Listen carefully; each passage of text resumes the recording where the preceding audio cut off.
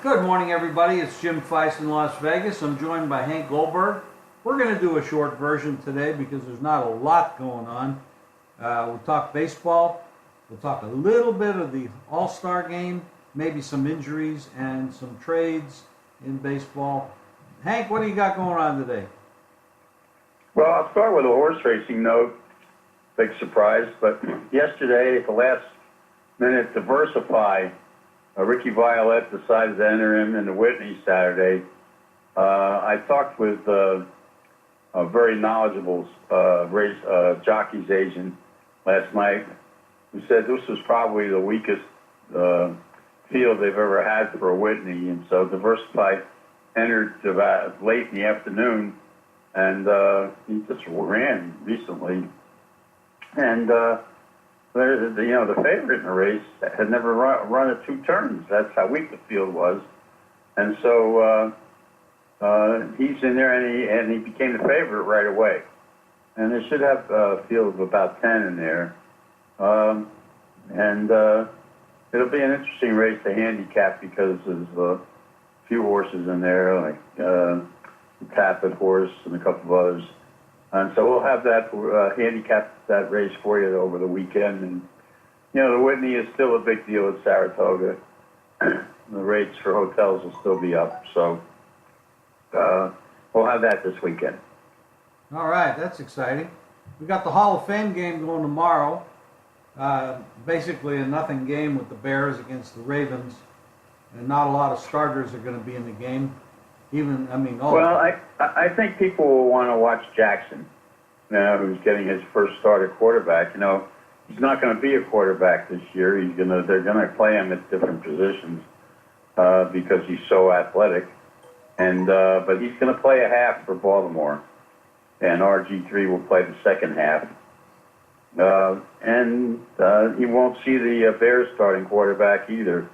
They're not going to use him in this game.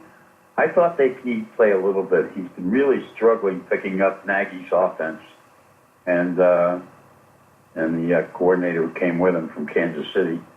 It's a complex offense, and he's been intercepted several times in practices, but he's not going to get his opportunity in the first game. And Chase Daniel's going to be the player to start that game for the Bears? Yeah, he'll play some, and then the third guy will play. And their running backs will get a rest too. And that's the strength of their offense. They've got a great running game. The Bears aren't terrible. They've got strong defense. Their secondary is good. They've got very good linebacking, and they've got defenses rated fairly high, and they'll keep them in some games this year. There's going to be a lot of pressure on that quarterback. Yeah, I'm sure that they'll be able to stand some games. There might be some, the odds makers are going to know that they're going to make some low numbers because of that, but they're up against it in their division when you talk about the Vikings, the Packers, and the Detroit Lions. I mean, they're definitely the bottom club of those 4. Anything can happen. Injuries happen. Teams get better, teams get worse, but right now, looking at it, they don't look like they match up for anything but 4th place in that division. As far as this game, it's the 5th game for both the Ravens and the Bears. They'll have 4 games after this, like everybody else will have 4 games. So it looks like they're taking it real lightly. And, when you look at it, you probably think, oh, that's going to be an under. But here's what I look at, too. I don't forget what the odds makers are doing. And I watch a lot of the market. And the other day, there were a lot of 32s out there.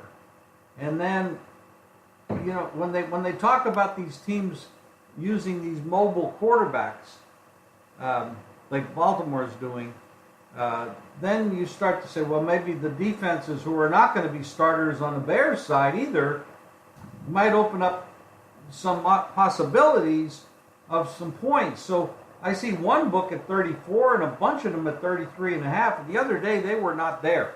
I was looking at 33s, 32.5, 32s. Now I'm looking at 33.5 and 34. It doesn't make sense when you look at the fact you're not having starting quarterbacks, but when you're playing second and third string defensive players, a lot of these quarterbacks that are playing are very capable of beating them up. Well, I think the public always likes to go over, but defenses are normally ahead of the offenses at this time. And I'm not interested in going over in this game. I just think it's going to be very shabbily played. There'll probably be turnovers, and I'm just staying away from the over. Well, I'm not betting it either, but the information, just pass it along to people and see what they want to do with it. They can handle it themselves.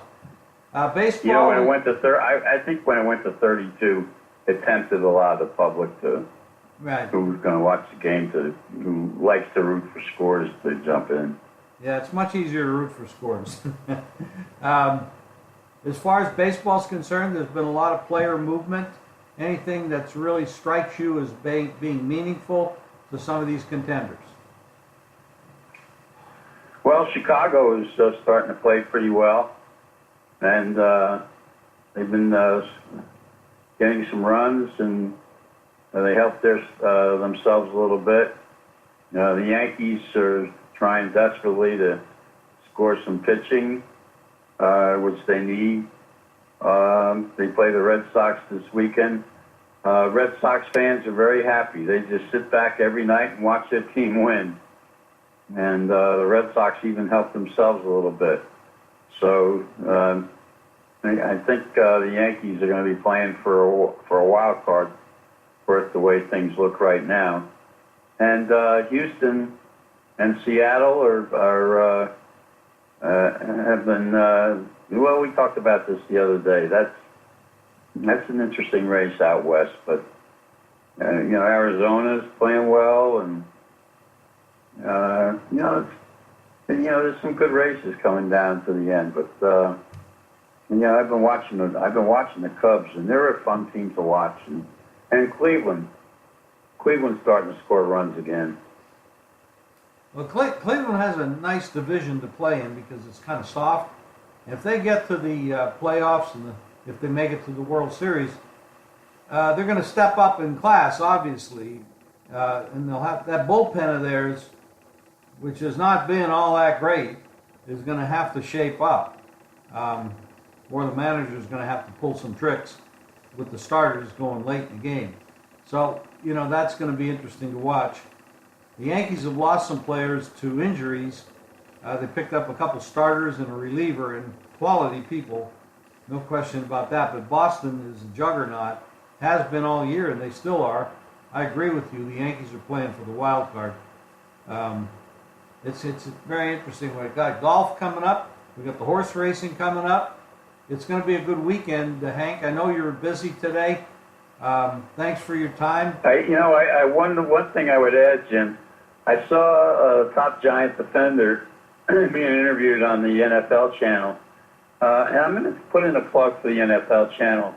They hired two new producers, executive producers there, who I worked with at ESPN, who have really changed that morning show around. It's now watchable. Ah. It's very newsworthy. They've got reporters at all the different camps. They have a top flight producer there who I used to work with. He's changed the whole tone of that morning show that had become very silly and difficult to watch. It's a very informative show now, and here's a tip for our listeners. If you watch that show in the morning, you're going to learn things about the different teams. And this morning I was watching, and they had on a top defender for the Giants who talked about how with the new coach and the new offense and the people they've added, they've become very difficult to defend in practice because there's so many different variations on offense now. They've got healthy receivers, they've got a running game now, and watch out for the Giants. No question they're going to be competitive against the Eagles, and the Eagles have the issue with Carson Wentz. And if he's going to be back in time, if he's going to be back 100% healthy, and that's why they're holding on to Nick Foles. It's a big price tag, but they know that they have an issue there, and they have to hope for the best with Wentz. But it's going to be a I think it's a two-horse race there. I don't give Dallas or Washington much of a chance to beat those teams if they can stay healthy. But you never know. You never know. They're both close enough that if something negative happens to those two front runners, and I consider the Giants the second front runner of that division, you're right. It could be very interesting. So, Hank, anything else, Hank? Well, we were going to do totals, but let's do that on Friday. That'll be good for the weekend. As they get closer to the wins and losses for the season. Okay, we got it. Thanks, Hank. Have a great day. Okay. Thanks, You too, everybody, Jim. for listening.